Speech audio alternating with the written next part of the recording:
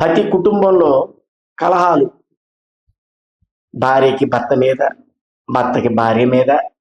పిల్లల మీద, వారికి తెలియని కోపాలతో పాటు, మనస్పర్ధలతో పాటు, వాళ్ళకి ఏ పనులు చేసుకోలేక ఇబ్బందులు పడుతూ, నానా అవసాట్లు పడుతూ, ఏ విధంగా దోషాలు పోతాయో తెలియక ఇబ్బందులు పడుతూ, ఎందుకు కొట్టుకున్నాం, ఎందుకు తిట్టుకున్నాం కూడా వారికి తెలియదు. తెలియకుండా చాలా ఇబ్బందులు పడుతూ, ఏం చేయాలో తెలియక సతమితం అవుతూ, ఇబ్బందులు గురి చేస్తూ, ఏంటి నా భార్య ఇలా చేసింది, నా భర్త ఇలా చేశాడు, మా తల్లిదండ్రులు నన్ను ఇలా చేశారు అనుకుని చాలా మంది మనస్పర్ధతులు ఇబ్బందులు పడుతూ ఉంటారు. వారికి దోషాలు పోవడానికి, మహాచింతితం చేయడానికి పరమశివుడు, కార్తీక మాసం వస్తుంది, పరమశివుడు మహావిష్ణుతగా వారికి కలిగిన విష్ణుతగా మందార పువ్వులు చక్కగా జలంలో కలిపి, గంగాజల విశిష్టతలో కలిపి, అంటే శివాలయం విశిష్టతలో,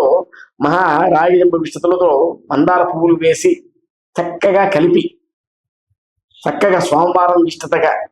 మందార పువ్వులతో అభిషేకం గావించిన వారికి కలిగిన కోపతాపాలు తొలిగి, ఓహో నా భర్త అంటే అంతటి వాడు, నా భార్య అంటే ఇంతటి విశిష్టత, నా పిల్లలు నా మీద ఇంత ప్రేమ చేస్తున్నారు, వారికి ఎంత యోగదాయకంగా ఉంటుంది,